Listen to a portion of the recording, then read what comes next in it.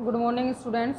आज हम राजस्थान के ज्योग्राफी का भौतिक प्रदेश या हम कहें उसका कि भू आकृतिक प्रदेश कि वो कितने भू आकृतिक प्रदेशों में विभाजित किया गया है और कौन कौन से उसके भू आकृतिक प्रदेश हैं, साथ में किस भू आकृतिक प्रदेश में कितने ज़िले हैं, कैसी जलवायु है, कितनी वर्षा होती है, कितना प्रतिशत हमारी कुल क्षेत्रफल है उसका कितना प्रतिशत इस एरिया में आता है, कितनी जो है वहाँ पे तापमान है, कौन सी वहाँ मिट्टी पाई जाती है, कौन से वहाँ पे खनिज पदार्थ हैं। तो इस तरह से जो है हम पूरे राजस्थान का जो है भू आकृतिक प्रदेशों के आधार पर जो हमारे 4 भू आकृतिक प्रदेश हैं, तो उन भू आकृतिक प्रदेशों में एक एक को देखेंगे ताकि हमें उनकी हर चीज़ का नॉलेज हो। और जब भी हमसे क्वेश्चन पूछा जाएगा, क्वेश्चन तो ऐसे ही पूछे जाते हैं, या तो हमसे पूछे जाएंगे कि उसमें कौन कौन से खनिज पदार्थ हैं, या फिर उनसे पूछा जाएगा कि नमक की झील है, पानी है या नहीं है, पानी का बहाव कहाँ कैसा है, वहाँ पे कौन सी जलवायु पाई जाती है, वर्षा कितनी होती है, टेम्परेचर कितना रहता है। तो ये बहुत सारे क्वेश्चंस होते हैं एक जलवायु प्रदेश में। तो आज जो है हम जो है राजस्थान के भू आकृतिक प्रदेश या जिसको हम बोलते हैं दूसरी भाषा में, या तो भू आकृतिक प्रदेश आपके सामने आएगा, और यदि भू आकृतिक प्रदेश नहीं आता है तो फिर आपके सामने आएगा क्या आएगा, भौतिक विभाग। तो कंफ्यूज नहीं होना कि भू आकृतिक प्रदेश या भौतिक प्रदेश, ये दोनों मैंने इसीलिए लिखे हैं कि आप कंफ्यूज ना हो। भौतिक प्रदेश भी आ सकता है और भू आकृतिक प्रदेश, कि जो हमारी पूरी जो राजस्थान की भूमि है उस भूमि की आकृति कैसी कैसी है, कहाँ उसमें पर्वत हैं, कहाँ उसमें पठार हैं, कहाँ उसमें मरुस्थल हैं, कहाँ उसमें मैदान है, यही चीज़ें होती हैं। तो ये चीज़ें कहाँ कहाँ हैं, कौन कौन से ज़िले में हैं और उनका कितना कितना प्रतिशत जो है हमारे राजस्थान में है, इसका आज हम जो है अध्ययन करेंगे। तो स्टूडेंट, सबसे पहले तो मैं बता दूं आपको कि राजस्थान जो है वो प्राचीन जो हमारी अंगारा लैंड और गोंडवाना लैंड भूखंड रहे हैं, प्राचीन भूखंड, जिनका एक का नाम था अंगारा लैंड और एक का नाम था गोंडवाना लैंड, जो बहुत प्राचीन है ये। और प्राचीन जो भूखंड जो है ये गोंडवाना लैंड और अंगारा लैंड, इनके समय में ही जो नदियाँ थी या जो समुद्री पार्ट थे उनमें क्या होता था कि नदियाँ अपना तल छठ ला के जो अपने साथ बहा के लाती हैं, तो उनके द्वारा वो सारा एरिया क्या कर दिया गया, बाद में पट गया, नदियों के द्वारा लाए गए तल छठ से, और धीरे धीरे वो कैसा भाग बन गया, वो धीरे धीरे हमारे भूमि के रूप में रेतीली भूमि या फिर मैदानी भूमि के रूप में परिवर्तित हो गया। तो आपको मैं बता दूं कि हमारा जो राजस्थान का जो पार्ट है वो अंगारा लैंड और गोंडवाना लैंड के बीच में एक सागर था, टेथिस सागर। उस टेथिस सागर का जो है वो भाग रहा है। और ये टेथिस सागर क्या है, टेथिस सागर था कि समुद्र तो था, इस समुद्र में उस समय जो नदियाँ आकर गिरती थी उनके साथ जो मलबा, अपन देसी भाषा में बोले कि मलबा जो लेके वो आती थी, जैसे बजरी है, पत्थर है या फिर जो मिट्टी है, ये सारी चीज़ें लाकर क्या करती थी, धीरे धीरे उस एरिया को पूरे को पाट दिया। और उसके बाद क्या हुआ, उसके बाद वहाँ पर या तो क्या बन गया, मैदानी क्षेत्र बन गया या फिर मरुस्थलीय क्षेत्र बन गया। तो या हम कहें, आपसे पूछा जाए कि अरावली पर्वतमाला या फिर हमारे पूर्व के मैदानी भाग ये किसके भाग हैं, तो ये दोनों ही भाग जो हैं, या फिर हमारा जो उत्तर पश्चिम का जो मरुस्थलीय पार्ट है, ये सारे किसके भाग हैं, ये सभी जो हैं ये हैं टेथिस सागर के भाग। क्योंकि टेथिस सागर में जो भी नदियाँ आती थी वो अपने साथ जो बहा कर लाती थी, उससे धीरे धीरे वो मैदानी भागों में उनको परिवर्तित कर दिया, और वो बाद में एक एरिया जो था वो मरुस्थल बन गया इधर वाला, और इधर वाला जो एरिया है ये अरावली पर्वतमाला के रूप में रह गया, उससे आगे उत्तर पूर्वी मैदानी भाग के रूप में परिवर्तित हो गए। अब स्टूडेंट, बात आती है कि हमारे 4 भौतिक प्रदेश कौन कौन से थे। तो पूरे राजस्थान को हम 4 भौतिक प्रदेशों में विभाजित करते हैं। तो सबसे पहले तो हमें भौतिक प्रदेश ही याद होने चाहिए कि कौन कौन से भौतिक प्रदेश हैं, क्योंकि कई बार भौतिक प्रदेशों का क्रम पूछ लिया जाता है आपसे कि क्रम बताइए, भौतिक प्रदेशों का क्रम बताइए। तो आपको क्रम याद होना चाहिए कि ऊपर से नीचे तक यदि हमें जमाना है तो हम भौतिक प्रदेशों का क्रम कैसे करेंगे। तो पहला हमारा भौतिक प्रदेश होगा उत्तर पश्चिमी मरुस्थलीय भाग होगा हमारा। उत्तर पश्चिमी मरुस्थलीय भाग जो है, यानी इसमें जो है हमारा मरुस्थलीय भाग आता है, और मरुस्थल क्यों है ये भी हम बात करेंगे। उसके बाद आता है मध्यवर्ती अरावली पर्वतमाला, ठीक है, उत्तर पश्चिमी मरुस्थलीय प्रदेश, पहला आपको याद करना है यदि ऊपर से नीचे क्रम पूछेंगे तो। दूसरा है हमारी अरावली पर्वतमाला, मध्यवर्ती अरावली पर्वतमाला। तीसरा होता है हमारा पूर्वी मैदानी भाग, और चौथा जो हमारा होता है दक्षिणी पूर्वी पठारी भाग। यानी ये क्रम हमसे पूछ लिया जाता है कि ऊपर से नीचे का क्रम बताइए, नीचे से ऊपर का क्रम बताए। तो यदि नीचे से ऊपर आप क्रम बताएंगे तो होगा दक्षिणी पूर्वी पठारी भाग, उसके बाद क्या होगा पूर्वी मैदानी भाग, फिर होगा मध्यवर्ती अरावली प्रदेश, और फिर होगा उत्तरी पश्चिमी मरुस्थलीय प्रदेश। तो ये चार चीज़ें तो आपको याद होनी ही चाहिए कि चार भौतिक प्रदेश हैं हमारे, और चार भौतिक प्रदेशों में पहला है उत्तर पश्चिम में है ये, इसलिए इसको उत्तरी पश्चिमी मरुस्थली। ये मध्य अरावली पर प्रदेश है, क्योंकि अरावली का मध्य भाग है सारा। अरावली जो है वो राजस्थान के पूरे बीच में से है, तो इसका मतलब मध्यवर्ती अरावली प्रदेश हो गया ये। उसके बाद होता है हमारे पूर्वी जो नदियाँ आती हैं उनसे जो मैदानी भाग बना हुआ है, पूर्वी मैदानी भाग। और लास्ट का जो हमारा है, मैंने आपको बताया था जब हमने सारे एरिया जब इंकित किए थे कि हमारे आउटर्स में क्या क्या चीज़ें हैं, तो उसमें हमने ये इंकित किया था कि नीचे दक्षिण में हमारे क्या है मालवा का पठार, ये बात की थी हमने। तो मालवा का पठार यानी कि ये है कि दक्षिणी भाग जो है वो पठार का भाग है, और इसको बोलते हैं दक्षिणी पूर्वी, क्योंकि ये दक्षिण है ये पूर्व है, यहाँ होने के कारण इसको बोलते हैं दक्षिणी पूर्वी पठारी भाग। अब हम जो है सबसे पहले एक एक को लेकर करेंगे। ये तो आपको मालूम हो ही गया होगा कि अंगारा लैंड और गोंडवाना लैंड के बीच में टेथिस सागर था, टेथिस सागर का ये भाग रहा है। आपका इंपॉर्टेंट क्वेश्चन यहीं से स्टार्ट होता है कि आपको टेथिस सागर याद रखना है कि प्राचीन जो है सागर था जिसमें पूर्व नदियों के द्वारा जो मैदानी भाग या फिर वहाँ पे मैदानी भाग से साथ अरावली पर्वतमाला और ये सारी चीज़ों का निर्माण जो है हमारे टेथिस सागर के रूप में हुआ है। और आपको एक बात और मैं बताऊं कि जो हमारा ये अरावली पर्वतमाला से जो कौन सा पार्ट है उत्तर में, ठीक है, ये अरावली पर्वतमाला हमारी ये दिखाई दे रही है, इसके जो है उत्तर में है ये। तो उत्तर जो वाला जो भाग है ये सारा जो हमारा किस में आता है, अरावली पर्वत किस में आता है, उत्तर पश्चिमी मरुस्थलीय प्रदेश में। तो सबसे पहले जो है हम उत्तर पश्चिमी मरुस्थलीय प्रदेश ही पढ़ेंगे कि इसमें कितना भूभाग है, कितनी जनसंख्या है, कितने ज़िले हैं, कौन सी यहाँ पे खनिज मिलती हैं और कौन कौन से यहाँ पे झीलें नमक वगैरह के लिए, इनका बहाव ऊपर से नीचे कैसा है, कितना यहाँ पे टेम्परेचर रहता है, कितनी यहाँ पे वर्षा होती है। तो ये बहुत सारे क्वेश्चंस हैं जो हमसे पूछे जाते हैं एग्जाम में बार बार, तो उन्हीं क्वेश्चनों पे हम फोकस करेंगे। तो सबसे पहले तो स्टूडेंट्स हम देखेंगे कि उत्तर पश्चिमी मरुस्थलीय प्रदेश आपको बिल्कुल रटना है ये, और ये हमारे राजस्थान का सबसे बड़ा भाग है। यदि क्षेत्रफल की दृष्टि से देखें, भूभाग की दृष्टि देखें तो सबसे बड़ा भाग उत्तर पश्चिमी मरुस्थलीय प्रदेश कितना है पूरे राजस्थान का, 61%। यानी उत्तरी पश्चिमी मरुस्थलीय प्रदेश हमारा कितना है, 61%। तो 61% हमारा मरुस्थलीय प्रदेश है। जब 61% मरुस्थलीय प्रदेश है तो फिर इस प्रदेश में जनसंख्या कितनी रहती है, क्योंकि मरुस्थलीय भाग है, जनसंख्या तो ज़्यादा नहीं होगी इसमें। तो पूरे राजस्थान की 40% जनसंख्या यहाँ निवास करती है। 61 करनी चाहिए ना, नहीं, लेकिन उसकी कम करती है। तो जनसंख्या का जो भार है, ये आपको एक कॉमन सेंस की बात है कि जनसंख्या का जो भार है हमारे मरुस्थलीय प्रदेश में क्या है, कम है। यानी प्रति व्यक्ति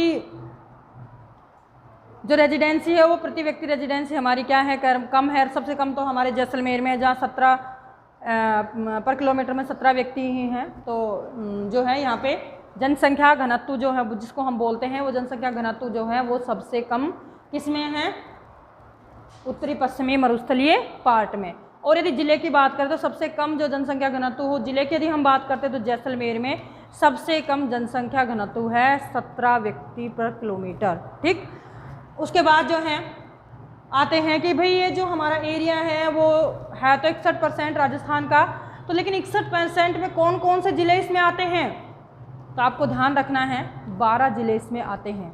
12 ज़िले कौन कौन से, क्योंकि कई बार हमें ज़िले दे दिए जाते हैं निम्नलिखित में से कौन सा ज़िला उत्तर पश्चिम मरुस्थल का भाग नहीं है।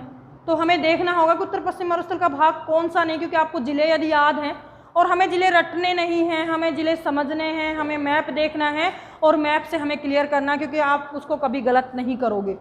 तो यदि हम ज़िलों का क्रम ऊपर से देखें, कल हमने पढ़ा भी था जो कल का मैप था उसमें, कि सबसे पहले हम यहाँ से पढ़ते हैं तो ये हमारा कौन सा आता है, हनुमानगढ़, गंगानगर। उसके बाद जब हम थोड़े नीचे आते बीकानेर, जैसलमेर, बाड़मेर। एक क्रम हो गया 5 जिलों का तो हमारा। 5 में तो कोई में वहाँ बाड़मेर के नीचे और है जालोर। 6 ज़िले तो हमारे हो गए जिसके क्रम में कोई अंतर नहीं है। अब आपको ये भी ध्यान में रखना है कि ये ज़िले हैं तो इनके कोई टच करने वाले ज़िले भी तो इस मरुस्थलीय प्रदेश में ही आएंगे। जब हमने ये सारा डायग्राम बना ही दिया कि यहाँ से यहाँ तक, तो यदि हम जैसलमेर से देखें तो जोधपुर आ जाता है, इधर बीकानेर और जोधपुर के बीच में नागौर आ जाता है, और नागौर के इधर देखते हैं हम जालौर के साथ में पाली आ जाता है। यदि ऊपर हम जाते हैं तो फिर हमारे इधर कौन से ज़िले बच जाते हैं? 3 ही तो ज़िले हैं। सबसे पहले आज चूरू, और इधर से यदि देखें हम इस क्रम से यदि हम बढ़ते हैं तो देखें तो सबसे पहले हमारा सीकर आएगा, फिर हमारा झुंझुनू आएगा और फिर आएगा हमारा चूरू। इस क्रम से यदि हम ऐसे बढ़ते हैं तो, क्योंकि चूरू लास्ट में है, सीकर थोड़ा इसके ऐसे गुंडी सी बना रखी है, और यहाँ पे फिर क्या है? झुंझुनू है। तो यानी आपके 12 ज़िले हो चुके हैं। आप क्रम से इसको बता भी सकते हैं मुझे कि गंगानगर, हनुमानगढ़, बीकानेर, जैसलमेर, बाड़मेर, जालोर, पाली, नीचे से यदि हम जो आएँ पाली, जोधपुर, नागौर, सीकर, सीकर के बाद चूरू, और चूरू से थोड़ा नीचे उतरते हैं तो झुंझुनू। तो शायद आपके जो हैं वो 12 ज़िले हो चुके हैं। और आपको ध्यान भी रखना है, ये वीडियो बार बार देखकर आपको रटना है ये चीज़ें, क्योंकि जब हम कोई एक छोटी चीज़ को पढ़ते तो हमें जल्दी याद हो जाती है, तो सारी चीज़ों को हम लेके बैठते हैं तो हमारी याद नहीं होती हैं। और मैं आपको बता दूं कि यदि आप राजस्थान की किसी भी एग्ज़ाम की तैयारी करते हैं, चाहे वो RS हो, चाहे स्कूल लेक्चरर हो, चाहे कॉलेज लेक्चरर हो, चाहे पटवार हो, चाहे कांस्टेबल हो, एनीवे कोई भी एग्ज़ाम, ऑल कंपटीशन की मैं बात करती हूँ, राजस्थान के लिए आप राजस्थान की यानी राजस्थान का अध्ययन करके 4 पतली पतली किताबें आती हैं। एक 9th class, 10th class, 11th और 12th, 4 किताबें चलती हैं। वो 4 किताबों का एक बार आप अध्ययन करना मेरे साथ साथ स्टार्ट कर दीजिए। उसके बाद मैं आपको मोटी बुक भी बताऊंगी, लेकिन एक बार इनको अध्ययन करिए आप। उसके बाद जब हम वो किताब पढ़ेंगे और ये नोट ये चीज़ें वीडियो आप देखेंगे तो शायद से राजस्थान का कोई भी क्वेश्चन आपका गलत नहीं होगा। मैं इतना आपको श्योर कहती हूँ, क्योंकि थोड़ी सी हमें जो दिक्कत आती है वो आती है इकोनॉमिक सर्वे, आर्थिक समीक्षा। तो वो आर्थिक समीक्षा भी जब हमारी आएगी, नई आर्थिक समीक्षा आएगी, उसमें मैं 2 से 3 क्लास आपकी लेके आऊँगी कि आर्थिक समीक्षा में कैसे पढ़नी चाहिए और उसमें कहाँ कहाँ से क्वेश्चन आते हैं, कैसे हम पढ़ते हैं। उसके बाद स्टूडेंट आता है, यानी कितने ज़िलों में? 12 ज़िलों में हो चुका है। इस एरिया को हम कैसा बोलते हैं? इसको बोलते हैं हम, कैसा मरुस्थल है ये मरुस्थल है शुष्क मरुस्थल, या विषम मरुस्थल। विषम परिस्थितियाँ यहाँ पे होती हैं। आगे हैं कि यहाँ पे जो है वर्षा कितनी सेंटीमीटर होती है? तो वर्षा होती है यहाँ पे 20 से लेकर 50, ठीक है, 20 से 50 सेंटीमीटर ही यहाँ पे वर्षा होती है। और यदि यहाँ के टेम्परेचर की हम बात करें तो टेम्परेचर कितना होता है? अधिकतम 49 सेंटीग्रेड होता है हमारा। कितना? 49, 50 एक कम, ठीक है।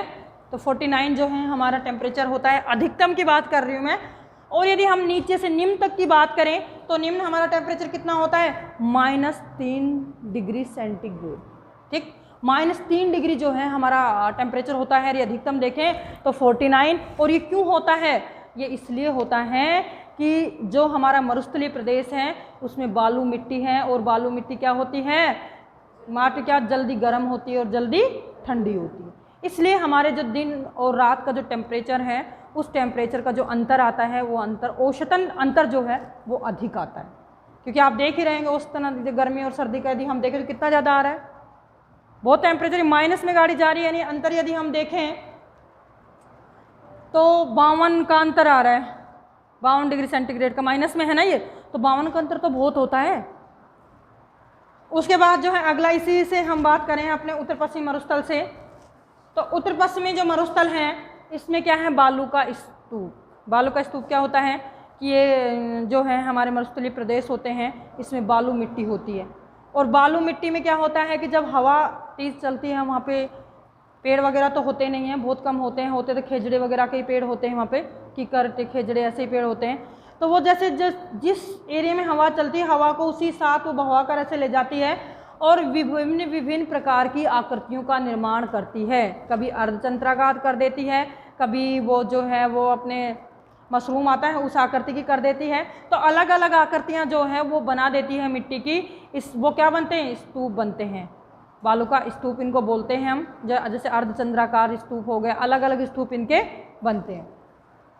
क्यों बनते हैं? क्योंकि ये मिट्टी कैसी है? बालू है, ये तुरंत मिट्टी की हवा के साथ क्या कहती? बहती है और उसके साथ जहाँ भी थोड़ा सा उसके जगह मिलती है वहीं पे वो इकट्ठा होना स्टार्ट हो जाती है। उसके बाद आता है स्टूडेंट्स कि मिट्टी की जो प्रकृति है यहाँ कैसी है, तो रेतीली बलुही मिट्टी है, यहाँ बालू मिट्टी है, वो कैसी रेतीली है। उसके अलावा जो है वो कैसा प्रदेश है ये आपको बिल्कुल ध्यान रखना है, तो कई बार जब हमसे 4 ऑप्शन देके पूछा जाता है कि निम्नलिखित में से कौन सा सही है, तो सही करने के चक्कर में हमें ये ध्यान भी रखना होता है कि ये कैसा है, ये है वृष्टि छाया प्रदेश। और वृष्टि छाया प्रदेश किसको बोलते हैं? भारत में और भी कई जगह ऐसा है, जैसे दक्षिण में हम देखते हैं नीलगिरी की पहाड़ियाँ और ये है, इधर से हमारी वर्षा आती है तो उसके जस्ट साइड में, यानी कि जब ऊंची पहाड़ियाँ होती हैं, पर्वत होते हैं, ऊंची पर्वत श्रृंखला, और जब मानसूनी हवाएं उधर आती हैं तो मानसूनी हवाएं उनसे टकरा जाती हैं, टकरा कर वहीं बरसात हो जाती है और उसके आगे वाले एरिया में बारिश नहीं होती है। तो ऐसे हमारे में फिर हमारे ऐसा क्यों है भाई? हमारे कौन सी बड़ी पर्वतमाला है? तो हमारे यहाँ है अरावली पर्वतमाला। हमारे बारिश कहाँ से होती है? या तो इधर से आके होती है या इधर से आकर होती है, और उसको बोलते हैं हम कौन सा? दक्षिणी पश्चिमी मानसून। यानी हमारे बारिश किससे होती है? दक्षिणी पश्चिमी मानसून। और दक्षिण पश्चिमी मानसून 2 भागों में विभाजित हो जाता है। आपको बताऊं, ये छोटा सा भारत का मैप है वैसे ही, तो ये हमारे मानसून यानी यहाँ ये दक्षिण पश्चिमी मानसून यहाँ से आता है और यहाँ से टकरा के एक शाखा इधर चली जाती है, एक शाखा इधर चली जाती है, और इधर जाने के बाद ये यहाँ बरसात करती है, फिर ये पूर्व के राज्यों में होती हुई यहाँ बरसात करती है। तो है तो ये दक्षिण पश्चिमी मानसून ही ना, एक मानसून 2 शाखाओं में विभाजित हो जाता है। तो या तो हमारे अरब सागर से होती है या बंगाल की खाड़ी से होती है। जब ये भारत में यहाँ आती है तो यहाँ पे हमारी अरावली पर्वतमाला आ जाती है। जब अरावली पर्वतमाला आती है तो यहाँ टकराती है ये मानसूनी हवाएं और टकरा कर यहीं बारिश हो जाती है, और उसके बाद जो हमारा ये राजस्थान का ये वाला पार्ट है ये कैसा हो जाता है? वृष्टि छाया प्रदेश। ठीक है, यानी बारिश के कारण क्या हो जाता है? वृष्टि छाया प्रदेश जो है ये बन जाता है। समझ में आ गया कि अरावली पर्वतमाला के होने के कारण मानसूनी हवाएं जो हैं वो टकराती हैं, और टकराव के कारण इस एरिया में जो है वो मानसूनी हवाएं नहीं पहुंच पाती हैं, और धीरे धीरे हवाएं यहाँ पर क्या है? मरुस्थल है। मरुस्थल होने के साथ यहाँ जो हवाएं चलती, गर्म हवाएं चलती हैं, और वो मानसूनी हवाएं कैसी हो जाती हैं? शुष्क हो जाती हैं और बारिश नहीं होती, तो उसको बोलते हैं वृष्टि छाया प्रदेश। अगला जो है इसी की अगली विशेषता हमारी है वो है कि ये किसका पार्ट है? जो हमारा मरुस्थलीय भाग है, ये जो पूरा मरुस्थलीय भाग है, ये तो भाग ही हमने 33 सागर का जो है वो पार्ट रहा है, लेकिन इसको क्या बोलते हैं हम? इसको बोलते हैं ग्रेट पोलियो आर्टिक अफ्रीकन मरुस्थल का भाग है ये। ठीक है, यदि आपसे पूछा जाए कि कौन से मरुस्थल का भाग है ये, तो ये अफ्रीकन मरुस्थल का भाग है। अफ्रीकन कौन सा मरुस्थल? ग्रेट पोलियो आर्टिक जो है उस मरुस्थल का ये क्या है? भाग है। अब होता है कि जो हमारा ये भाग है इसका ढलाव कैसे है? तो ढलाव हम किससे? नदियों से ही तो आंकते हैं कि नदियों से या पानी से, पानी किस साइड में जा रहा है उससे पता चल जाता है इसका ढलान ऐसे है। तो नदियों के से हम आंकते हैं, तो इसका मतलब ये है कि ढलान किस साइड में है? तो कैसे है? पूर्व से पश्चिम की ओर इधर बहती हैं हमारी सारी नदियाँ, या फिर उत्तर से दक्षिण की ओर। और यदि हम दोनों को एक साथ जोड़ के बोले, मैं तो आपको एक एक बोल दिया और बता दिया, तो इससे आप दोनों भी जोड़ सकते हो कि पूर्व है ये और ये उत्तर है, तो उत्तर पूर्व से कहाँ आएंगी? दक्षिण पश्चिम में। ठीक है, जैसे मान लीजिए ये है हमारा पूर्व है, ये पश्चिम, ये पश्चिम है, ये दक्षिण है, और ये दक्षिण है ये, और ये उत्तर है। ठीक है, तो मैंने कहा कि कैसे है यहाँ पे कैसा होता है? तो पूर्व से पश्चिम ऐसे जाती है, या फिर कैसे? उत्तर से दक्षिण ऐसे जाती है। तो यदि हम दोनों को मिला दें, इनको, ये दोनों और ये दोनों, तो फिर क्यों पानी तो इधर ही आ रहा है ना, इसकी तरफ ही, इसका पानी तो इधर आ रहा है, इसका पानी इधर आ रहा है, तो ये दोनों आएंगे तो फिर ऐसे आ जाएगा ना, दोनों का पानी ऐसे ही तो आएगा बीच में, तो फिर इसको क्या बोल देंगे हम? दक्षिण पश्चिम। तो पानी का बहाव कैसा है हमारा कि उत्तर पूर्व से लेकर दक्षिण पश्चिम तक। ठीक है, या फिर पूर्व पश्चिम उत्तर दक्षिण, ये आपको खुद को देखना है, डायग्राम से आप समझ जाएंगे। उसके बाद जो हमारा आता है वो आता है कि यहाँ पे समुद्र तल से इसकी ऊंचाई कितनी है? तो समुद्र तल से इसकी जो ऊंचाई है वो 200-300 मीटर, क्योंकि आपको पता ही है कि कच्छ का रण प्रदेश जो है हमारे बिल्कुल पास में है, गुजरात वाला एरिया, तो 200-300 मीटर जो है उस हमारे समुद्र तल से ऊंचाई है।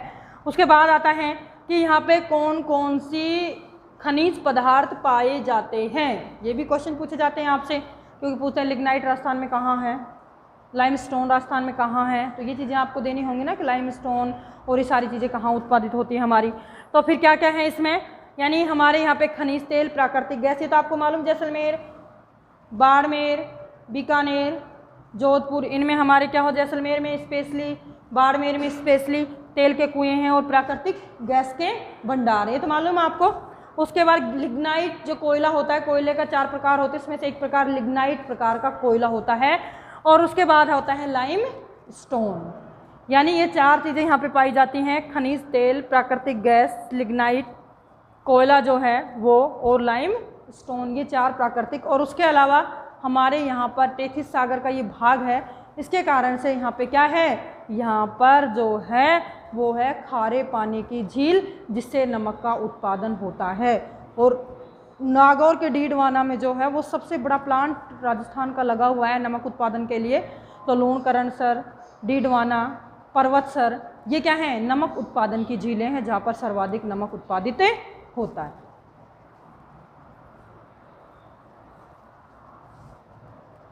स्टूडेंट्स, तो अब हम आगे देखते हैं कि हमें सारी स्थितियाँ वो पीछे वाली देखी हैं, अब आगे हम क्या क्या है इसमें ये देख रहे हैं कि एक तो जो है हमारा ये क्षेत्र है, यानी कि कौन सा, उत्तर पश्चिमी मरुस्थलीय क्षेत्र। तो ये जो मरुस्थलीय क्षेत्र है, यानी हमारे भू आकृतिक जो हमने भू अवस्थिति बताई थी, उस भू अवस्थिति के हमने 4 पार्ट बोले थे, उसमें से जो पहला पार्ट है उसमें क्या देखा कि जो है वर्षा के आधार पर हम उस क्षेत्र को क्या करते हैं, 2 भागों में विभाजित कर देते हैं। यानी ये जो क्षेत्र है हमारा उत्तर पश्चिमी मरुस्थलीय क्षेत्र जो है, या वृहद मरुस्थल या महान मरुस्थल जिसको हम बोल सकते हैं, थार का मरुस्थल, काफ़ी नाम हम देते हैं इसको, थार का मरुस्थल भी कहा जाता है। तो इस मरुस्थल को जो है 2 भागों में विभाजित किया जाता है। और 2 भागों में कैसे विभाजित किया जाता है, वर्षा के आधार पर। वर्षा के आधार पर कैसे कि एक एरिया है जहाँ पे वर्षा कम होती है, एक एरिया है जिसमें वर्षा थोड़ी अधिक होती है। तो बीच में एक रेखा खींच दी गई है कि इससे कम वाला एरिया ये होगा, इससे कम वाला, अधिक वाला ये होगा। तो उसका तार मतलब मापदंड क्या रखा है, 25 सेंटीमीटर, ठीक है। तो 25 सेंटीमीटर से कम वाला जो एरिया है उसको तो बोलते हैं हम शुष्क या विशाल मरुस्थल, और 25 से अधिक वर्षा वाला जो एरिया होता है उसको बोलते हैं हम अर्ध शुष्क। तो अर्ध शुष्क जो एरिया है और जो शुष्क मैदान हमारा है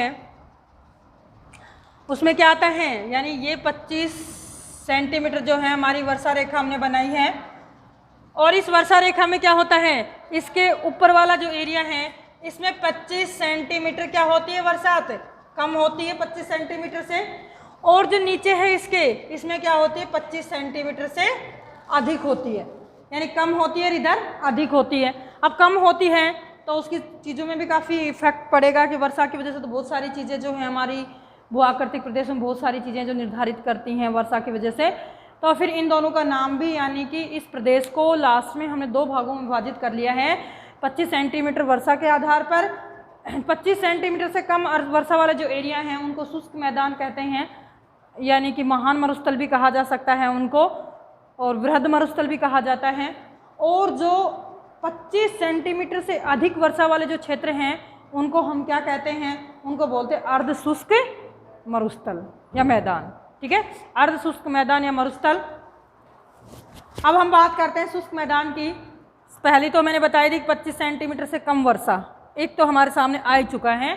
दूसरा है कि इसमें कौन कौन से जिले आते हैं, जो शुष्क हमारा क्षेत्र है जहाँ बहुत कम वर्षा होती है, कौन सा क्षेत्र आता है, तो उसमें आता है गंगानगर, बीकानेर, जैसलमेर और बाड़मेर, ठीक है। यानी अर्ध शुष्क में हमारे जो हैं ये मैंने बना दिया है, गंगानगर है, बीकानेर है, जैसलमेर और बाड़मेर, ये चारों जिले आते हैं जहाँ पे कैसे शुष्क जलवायु हमारी पाई जाती है। अब दूसरा इसका क्या कारण है कि जो शुष्क मैदान है इनमें क्या है, जब इधर से होता है तो इसमें क्या होगा, नमक के जो है ना यहाँ पे स्रोत हैं बहुत, क्योंकि हम टेथिस सागर का भाग रहा है, बता दिया मैंने कि टेथिस सागर का भाग था, और भाग था तो यहाँ पर जब पानी, समुद्र का पानी खारा होता है और वो जमता है तो उसमें लवणीयता आ जाती है। उस लवणीयता के कारण क्या है, यानी इस एरिया में क्या कर रहा है, नमक के स्रोत कहाँ कहाँ पर रहे हैं, डीडवाना में, पचपदरा में और लूणकरणसर में हमारे क्या हैं, नमक की क्या हैं, झीलें।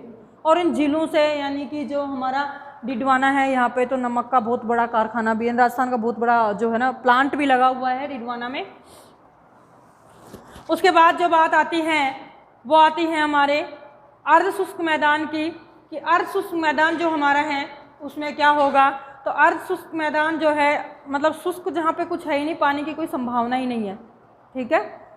लेकिन एक थोड़ी सी आशा जो है वर्तमान समय में क्या है कि हमारे यहाँ पे क्या है, इस एरिया में कौन सी वो निकाल दी गई है नहर, इंदिरा गांधी नहर। यानी ये जो शुष्क हमारा बिल्कुल शुष्क एरिया है इसमें यहाँ से करके इंदिरा गांधी नहर निकाल दी गई है। और ये इंदिरा गांधी नहर क्या कहलाती है, ये जो है ये मरुस्थल का जीवन रेखा, मरुस्थल की जीवन रेखा कहलाती है इंदिरा गांधी नहर। यानी इंदिरा गांधी नहर को हम क्या कहते हैं, मरुस्थल की जीवन रेखा। अब मरुस्थल की जीवन रेखा कहा जाता है इंदिरा गांधी नहर को, जिससे पानी का थोड़ा सा प्रभाव यहाँ पे होने लगा है, थोड़ा डेवलपमेंट होने लगा है। उसके बाद इसी एरिया में जो है यानी कि ये जो हमारा मरुस्थलीय एरिया है इसी में भारत और पाकिस्तान के बीच की सीमाएं भी लगती हैं। और भारत पाकिस्तान के बीच की जो सीमा है, इंडिया और पाक की जो सीमा है, इस सीमा को क्या कहा जाता है, रेड क्लिफ रेखा। ये आपको ध्यान रखना है कि रेड क्लिफ रेखा जो है हमें पाकिस्तान से अलग करती है। पाकिस्तान और भारत के बीच में कौन सी रेखा है, रेड क्लिफ रेखा। तो यानी भारत और पाकिस्तान के मध्य में ये रेड क्लिफ रेखा है जो हमें दोनों देशों के बीच से क्या करती है, अलग करती है। उसके बाद स्टूडेंट्स हमारा जो है अर्ध शुष्क क्षेत्र में जब हम आते हैं तो अर्ध शुष्क क्षेत्र ऐसा है जहाँ 25 सेंटीमीटर से अधिक वर्षा होती है, यानी वर्षा की मात्रा कुछ कम होती है। कहाँ है, ये है यानी कि अरावली पर्वतमाला के तो किधर है, ये उत्तर में है, ये अरावली पर्वतमाला, तो इसके तो उत्तर में रहा ये सारा एरिया। और इसके कहाँ पे है, इसके दक्षिण में, पूरा ये जो है ना दक्षिणी पार्ट आ जाएगा ना इसका, तो ये पूरा इधर जाए पश्चिम उत्तर और दक्षिण, तो इसका ये दक्षिणी पार्ट है। और कुछ ना कुछ है ना, जब मेरा काम लेट होता तो कुछ बाधा जरूर आ जाएगा। देख सही आ रही, ठीक है। इसको मत खोल रहा था, इसी से शायद सही हो जाता है, फिर ज़्यादा फ्लैश सही आ रही बेटा, देखना। हाँ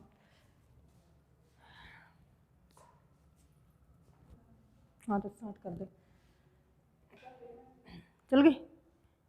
फिर आता है कि अर्ध शुष्क मैदान जो हमारा था, इस अर्ध शुष्क मैदान में जो है इसको भी हमने 4 जो है भागों में विभाजित किया है अर्ध शुष्क मैदान को। क्यों, क्योंकि वहाँ पे नदियों का प्रवाह था और क्या थी, नागौर उच्च भूमि थी, जिसके कारण इस एरिया को हमने 3 भागों में विभाजित किया है। 4 में कौन कौन से, यानी कि हमारा अर्ध शुष्क मैदान जहाँ 25 सेंटीमीटर से अधिक वर्षा होती है तो यहाँ पे कुछ विकास ज़्यादा है, वो वनस्पतियाँ ज़्यादा हैं, इसलिए इस एरिया में कारण क्या रहा है, किस आधार पे किया है कि यहाँ पे नदियों का प्रभाव भी है, प्रभाव क्षेत्र भी है, और साथ में नागौर की उच्च भूमि, उच्च मैदान भी है।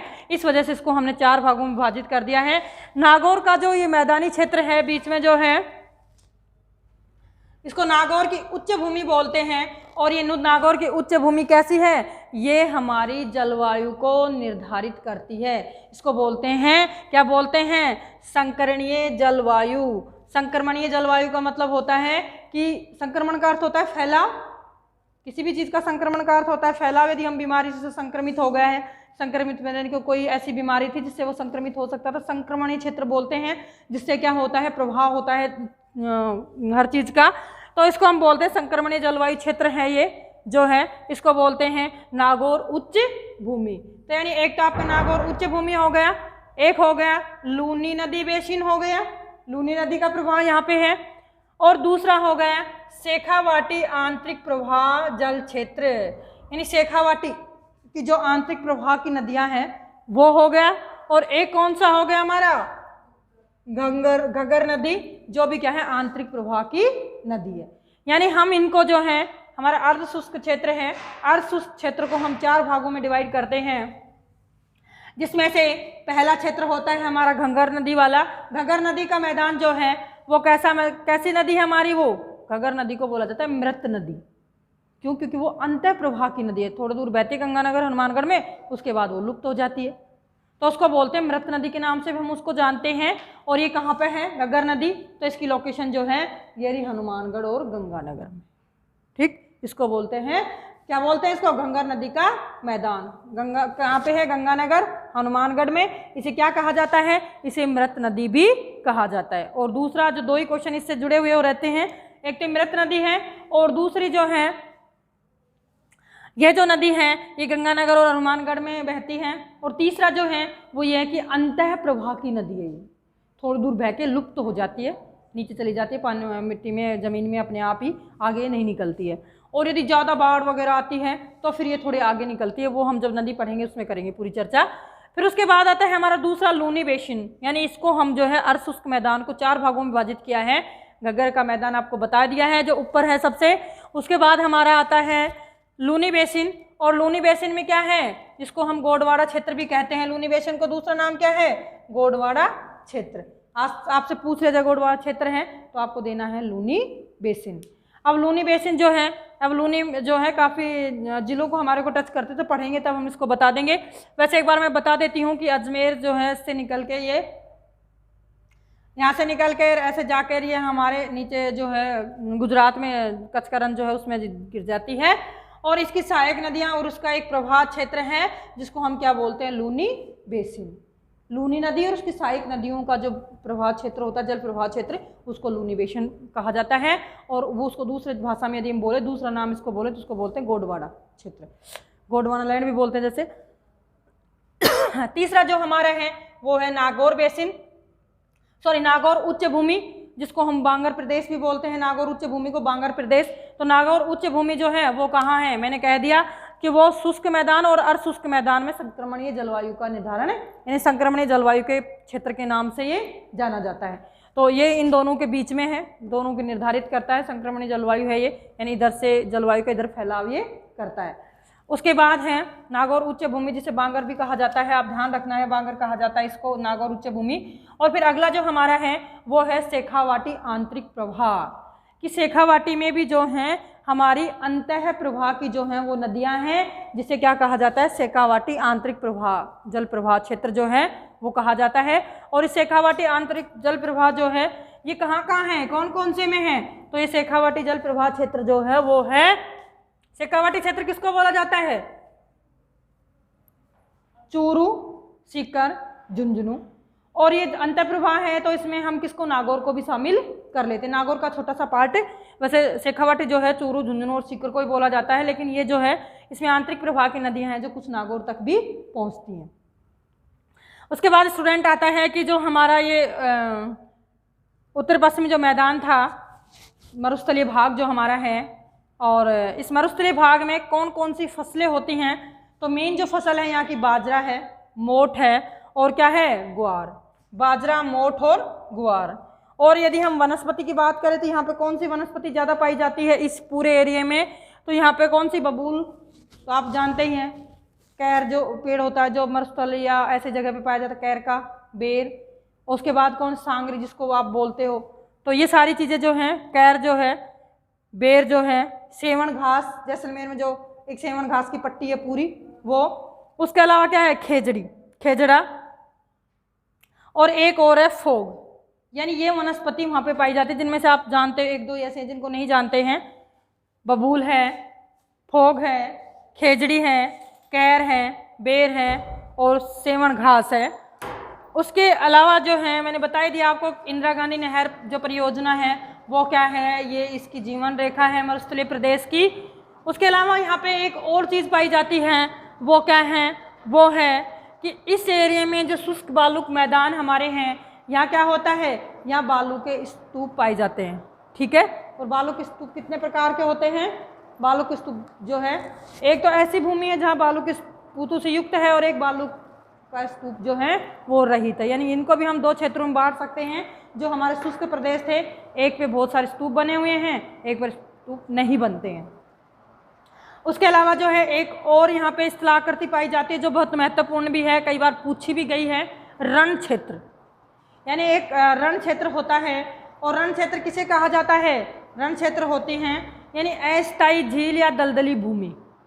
अस्थायी रण कौन सा है? रण का मतलब यहाँ पे होता है, जैसे अपन बोलते हैं कच्छ का रण, तो वहाँ पे क्या होती है? कच्छ के रण का मतलब क्या होता है कि वहाँ पे अस्थायी दलदली क्या है? झील बनी हुई है, अस्थायी झील और दलदली भूमि है वो, तो उसको क्या है? रण क्षेत्र होता है। और इस रण क्षेत्र में क्या होता है कि जैसे हमारे स्तूप बनते हैं, मैं आपको बता दूं, जैसे हमारे यहाँ पे कोई भी अर्धचंद्राकार या कोई भी हमारा स्तूप बना, तो इसमें क्या होगा? यहाँ पे क्या होता है? यहाँ पर जो बरसात, ये जो पानी आता है यहाँ पर एकत्रित हो जाता है, और ये भूमि जो अस्थायी झील के रूप में हो जाती है, पानी एकत्रित हो जाता है, और इसको हम क्या बोल देते हैं? रण।